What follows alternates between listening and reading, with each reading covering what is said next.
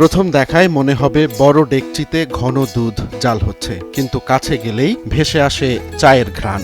নাম তার ম্যাজিক চা। বরিশালের ৬ মাইল বাজার এলাকায় কাজী দুলালের দোকানে প্রতিদিন জাদুকরি স্বাদের সন্ধানে ভিড় করেন শত শত চা প্রেমী। চা অনেক ভালো খেতে, আমরা অনেক দূর থেকে এসেছি এই চা খেতে। আমরা বরগুনা আমতলী, আমার মা বাবা আমার ভাই।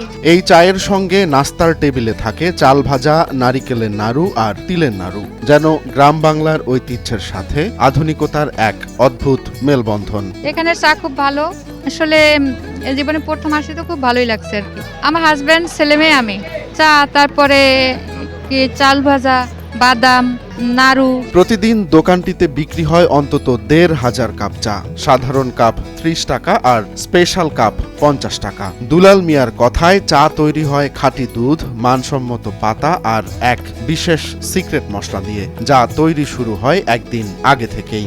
আসলে তো ম্যাজিক চা নামে চলে, কিন্তু আসলে আমনাগো বাড়ির দেরে যে দোকানদাররা ওই গাভীর দুধ দিয়ে চা বানায়, আমিও ঠিক সেই রকমই চা বানাই, গাভীর দুধ দিয়েই বানাই। কিন্তু আমার দুধ হইলে ওই গ্রামের দুধ, ফার্মের না। ফার্মের দুধের চা হয় না। আমার কত এখন ১৫০ কেজি দুধ লাগে। প্রতিটি কাপ গরম পানিতে ভিজিয়ে ভালোভাবে ধুয়ে তারপর পরিবেশন করা হয় চা। বিশেষ এই স্বাদের জন্য ক্রেতারাই নাম দিয়েছেন ম্যাজিক চা। সেই নামেই এখন দোকানটি পরিচিত গোটা বরিশালে। এই আমাদের বরিশালের মধ্যে এই যে দুলাল ভাইয়ের চা অনেক ভালো, ম্যাজিক চা। এইখানে আমরা গ্রুপ সহই মাঝের মধ্যে চলে আসি, বন্ধুবান্ধব সহ এবং আত্মীয় স্বজন ছেলে মেয়ে নিয়ে চলে আসি, এবং এই চা অনেক আমাদের বরিশালের মধ্যে বলতে গেলে বিখ্যাত।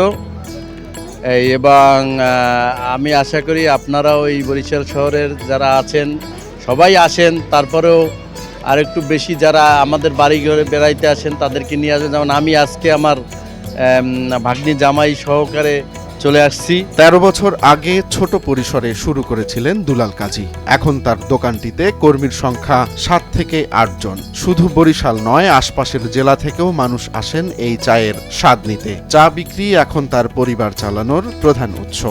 আসলে এই ম্যাজিক চার নাম তো আমনাগো মতন মেহমান আমার এই জায়গায় আসতো, ঢাকা থেকে আসতো অনেকবার।